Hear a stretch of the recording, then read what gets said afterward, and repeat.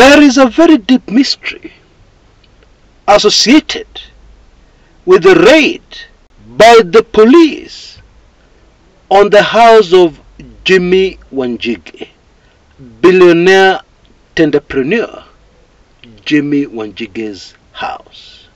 And this mystery culminated in the words of Jimmi Wanjigi when he finally emerged, because the police looked for him without any luck. That mystery came out very clearly in what Wanjigi had to say when he finally emerged. And I'll quote him verbatim. Here goes. 7 years ago, you looked for me in this house. You didn't find me. Yesterday, you looked for me in this very house and never found me. Stop wasting your time. You will never find me.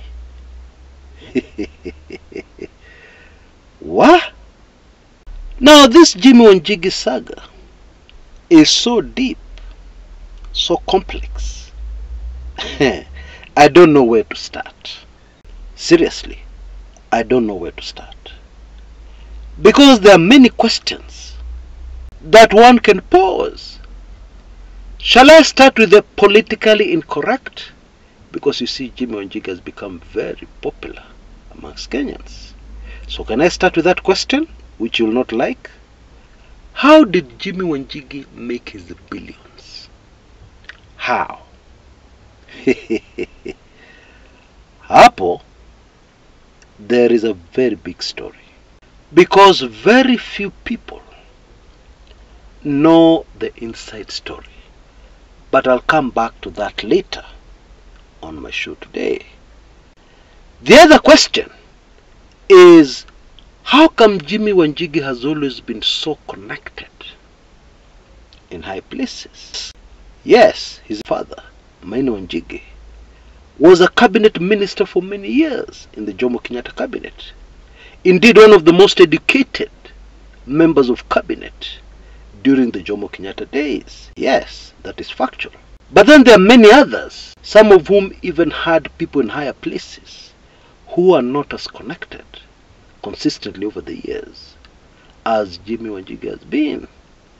Hiyo pia baadaye, because we will start with the billion Kenya shilling question. Why were the police not able to find Jimmi Wanjigi in his own house? Why? And even stranger was the car chase, high-speed car chase that preceded the drama at his house. Because Jimmi Wanjigi's convoy, I believe of 2 vehicles, was in town during Nane riots. And a car chase ensued with the police in hot pursuit. And the way that one ended, in the words of his lawyers, Jimmi Wanjigi arrived here long before the police. What? The government cannot be happy with Jimmi Wanjigi. Ruto handlers must be seething with rage because of the frustrations this billionaire has subjected them to. Even embarrassment over this very curious incident. So, what was Jimmi Wanjigi doing in town in the first place? Too many unanswered questions. But let us start digging out some answers now. And let us start with Jimmi Wanjigi's palatial house in Muthaiga, an upmarket leafy address, in case you don't know anything about Kenya and Nairobi. Now, it is indeed true that about 7 years ago, the police had a similar operation at Jimmi Wanjigi's house. They were attempting to arrest him, and they failed. And even at that time, the story was very juicy. This was after the controversial contested presidential elections of 2017. An election in which billionaire Jimmi Wanjigi was the main financier of presidential candidate Raila Odinga and NASA. the police found some very high-tech, powerful guns at his Malindi home, and consequently they raided his Muthaiga home but could not find Jimmi Wanjigi, could not arrest him. And yet everything pointed to Jimmi Wanjigi being at home. He was in the house, but the police could not find him. Bila kizungu mingi, Bwana Wanjigi's house at Muthaiga has what is called a bunker, a hidden bunker. Hey. Fast forward to the present. It is more than super fascinating that in the very early hours of Friday, the government sent a different unit of the police who were hooded to do a fresh search at Wanjigi's residence. Now this is after other cops had done a thorough search of the premises. Isn't that strange? You send other cops to do another search after other cops have done a search? Well, the answer to that mystery. This second group of the police were looking for the bunker. And in this second group were experts and security personnel who understand what bunkers are, where they're usually located, and how to access them. Hii kweli ni drama bin drama. What? And they too were unsuccessful. Now you can imagine you being involved in an operation like this, and then after the police have left, a few hours later, Wanjigi emerges and says, 7 years ago you looked for me in this house, you didn't find me. Yesterday you looked for me in this very house and never found me. Stop wasting your time. What? Hiyo ni provocation ama sio provocation? Now in my digging, I have discovered that Bwana Wanjigi actually purchased this house. He did not build it. However, it is not clear whether he purchased the house already with the bunker or he constructed the bunker himself later. Now just be patient with me. For those who want to understand the politics around these manenos, I'm coming to that very shortly. What is a bunker? A bunker is something built usually underground with all the facilities, including oxygen, which you need to breathe in. And the idea is that once you have accessed this bunker of yours, it is virtually impossible for anybody to get in. In most instances, one would need to blow up huge portions of the property to gain access to the bunker. And of course, you know, when you do that, it will be self-defeating because chances are that you'll be left with rubble. There will be no bunker left for you to access. By the way, there is one other piece of information I found super fascinating. That actually this house that the billionaire lives in was designed by somebody from the United States of America. Now, as far as bunkers go, they are almost synonymous with the land of Uncle Sam. All in all, I dare say this is exactly the kind of arrangement that is best for dealing with a rogue regime like Ruto's. It is the perfect kind of setup, as Bwana Wanjigi has shown the world. Because what has also happened in the interim is that Bwana Wanjigi has obtained a high court order blocking his arrest pending the determination of a petition he has filed. And for now, I will not even go into the details of Wanjigi's gate to this property, because it took the police many hours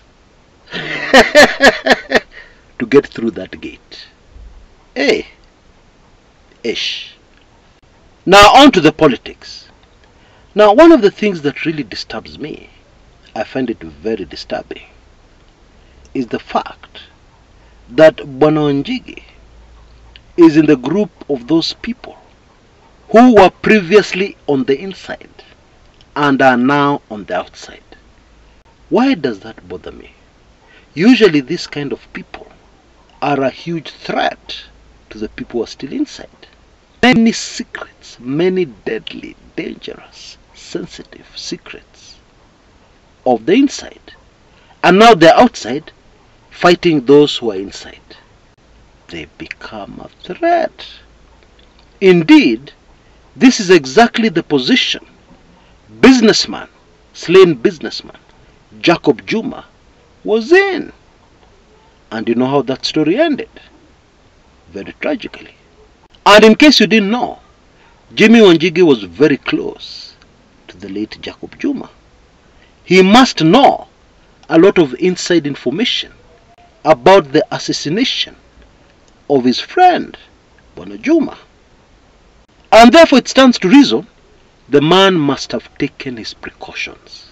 I believe you have watched enough movies where some people have had an arrangement where if something happens to them, some very deadly information is immediately released, which will harm, indeed harm a great deal, those who may think of wanting to get them out of the way. I'm sure you know what I mean. I mean, this saga of Jimmi Wanjigi is so deep.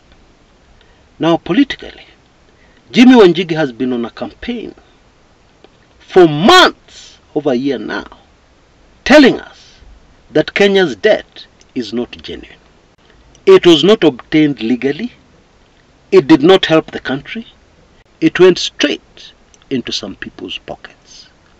Now initially when Jimmi Wanjigi started his campaign, most Kenyans ignored him.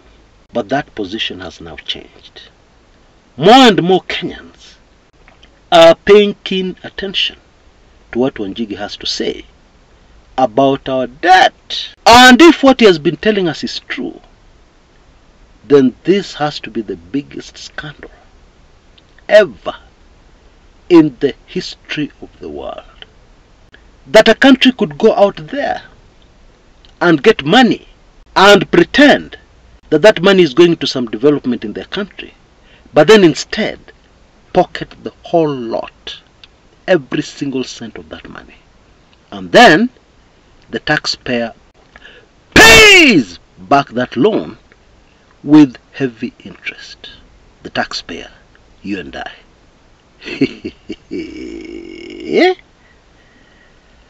What?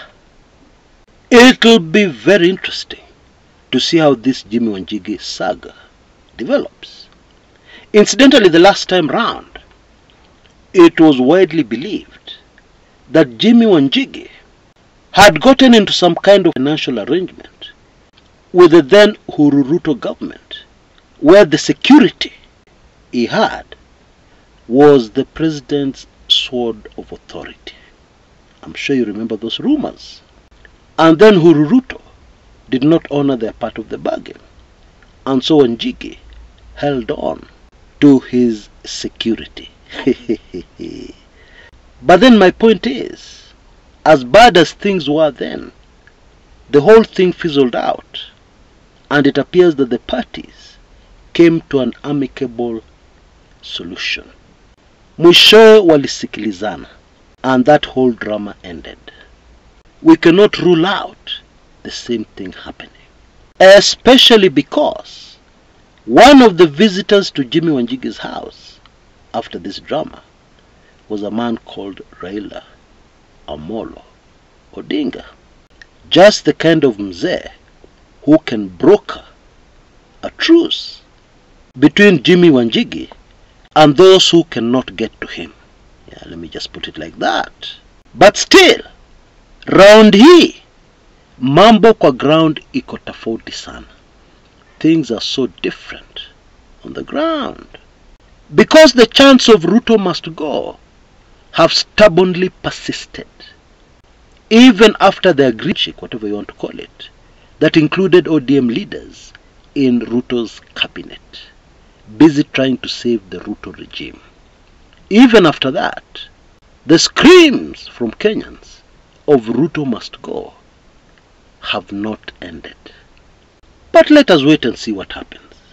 I will of course be following up this saga very closely on your behalf. Now I know many of you are curious about answering some of the questions I asked at the beginning of my show today, and the answers are highly sensitive, but also very, very revealing. And so I've decided to add this information to my latest package, which costs only Kenya shillings 19.99. And those who have already taken advantage of this offer need not worry, because I'm going to send them these highly sensitive videos separately. Yeah. But for those of us who don't have this information yet, you now have a golden opportunity of getting it in your inbox in minutes. And that is crazy Jimmi Wanjigi information plus all the other information. Now this is truly the season of exposure, because as Kenyans marked August the 1st, remembering the botched coup of 1982, a lot of information has suddenly started to emerge.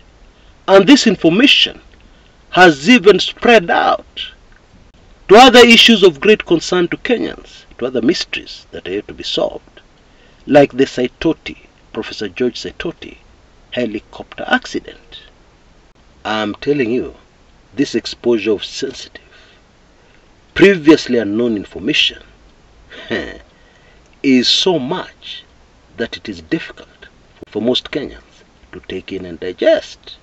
But of course most of it is not news to regulars, those who have been with the Kumekucha brand for a number of years, because they have had this information for a long time.